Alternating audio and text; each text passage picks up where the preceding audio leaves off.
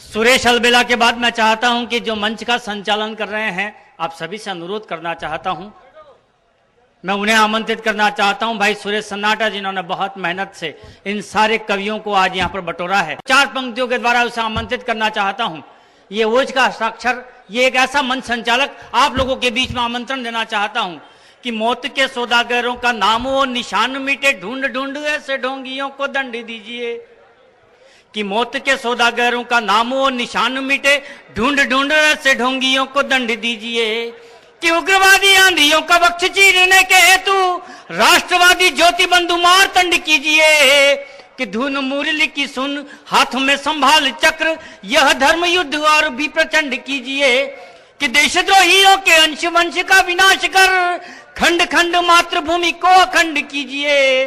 कि देशद्रोहियों के अंश वंश का विनाश कर। और यही कहना चाहता हूं कि हम सब ने अपनी अपनी पोथी को बांचा, तुझे भी अपनी पोथी को बांटना होगा। तुम्हारे इशारे पर नाचे थे मदारी, अब बंदर के इशारे पर तुम्हें नाचना होगा। जोर से तालियां बजाएं। मैं आमंत्रण देना चाहता हूं भाई सूत्रधार, आज के कवि सम्मेलन के ख्यातनाम मंच संचालक भाई सुरेश सन्नाटा, जोर से तालियां बजाएं। एक बार जोरदार करतल ध्वनि से आदेश दीजिए कि कविता का ये काव्य कुंभ फिर शुरू हो। बैठ जाइए, आप बैठ जाइए। देखिए मित्रों, एक कविता का मुझे आदेश दिया था भाई वेदव्रत भाई ने कि सन्नाटा जी आपकी वो कविता जरूर, एक 10-12 पंक्ति की कविता आपके बीच में इसलिए रखना चाहता हूं मित्रों कि ये वो देश है जहां पर भारतीय संस्कृति 3 माताओं की पूजा करती है। एक वो मां जिसने हमें 9 महीने गर्भ में रख करके जन्म दिया, दूसरी ये धरती माता है, और तीसरी है गौ माता जो वेद पुराण के अनुसार हमारी मां मानी जाती है। तो मित्रों, जिस मां ने हमें जन्म दिया वो अपनी पीड़ा, अपना कष्ट आपको बता सकती है, लेकिन ये धरती मां और वो मूक पशु अपनी पीड़ा व्यक्त नहीं कर सकते। और जब ऐसे में उस गौ माता का मांस प्लेटों में परोसा जाता है तो इस कलमकार को पीड़ा होती है। तो उस मां की पीड़ा को अभिव्यक्ति देना चाहता हूं। अगर ये लगे कि मैंने उस मां के दर्द को आपके सामने रखा है तो मुझे आशीर्वाद देना। केवल कुछ मिनट की कविता कि जन्मदायिनी माता, जन्मदायिनी माता, धरती माता और गौ माता की हमारी संस्कृति सदा से पूजा करती आई है। अरे जन्मदायिनी माता, धरती माता और गौ माता की हमारी संस्कृति सदा से पूजा करती आई है। अरे वंदन में उनके अपना शीश नवाती आई है, तो उसी गौ माता के गले पर तुम छुरियां चलाते हो। अरे खाकर मांस मां का इतराते हो, तो अब तुमको खाकर माल माटी का गीत विरा के नहीं गाने देंगे। और अगर हिंदुस्तान में रहना है तो मांस मां का नहीं खाने। अरे अगर हिंदुस्तान में रहना है तो मांस मां का नहीं खाने देंगे।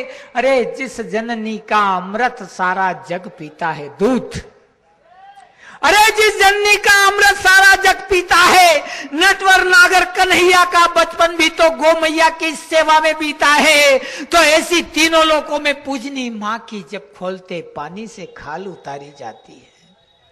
अरे ऐसी तीनों लोगों में पूजनी मां की जब खोलते पानी से खाल उतारी जाती है। अरे जब बोटियां मां की प्लेटों में परोसी जाती है, कहो फिर भी तुम्हारी भुजाएं क्रोध से क्यों नहीं फड़फड़ाती है। अरे कहो फिर भी तुम्हारी भुजाएं क्रोध से क्यों नहीं फड़फड़ाती है। अरे कहो फिर भी तुम्हारे पौरुष को लाज क्यों नहीं आती है। तो अब मां के प्रति अपना फर्ज निभा दो और बाल ठाकरे की आवाज से अपनी आवाज मिला दो और कह दो उन हत्यारों से कि अब मां की पीड़ा का सारा कर्ज उतार देंगे, और जो परोसेगा बोटियां मां की, उनकी गर्दनें हम उतार देंगे।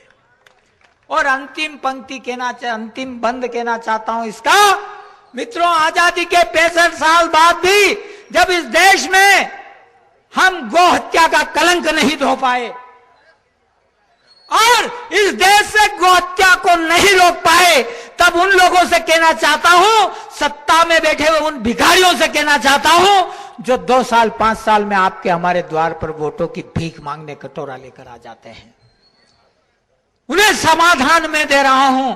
तो तुम भी सुन लो सत्तासीन भिखारियों, दादा, तो तुम भी सुन लो सत्तासीन भिखारियों कि या तो वेद पुराण से गौ माता पूजनीय है ये प्रश्न हटा दो, कि या तो वेद पुराण से गौ माता पूजनीय है ये प्रश्न हटा दो, या फिर धरती मां और गौ मां की वंदना में हाथ अपने जोड़ दो और संविधान में एक प्रश्न और जोड़ दो, और संविधान में एक प्रश्न और जोड़ दो कि अब गोहत्या नरहत्या के समान मानी जाएगी और इन गोहत्यारों को दफा 302 के तहत सजाए मौत दी जाएगी, सजाए मौत दी जाएगी।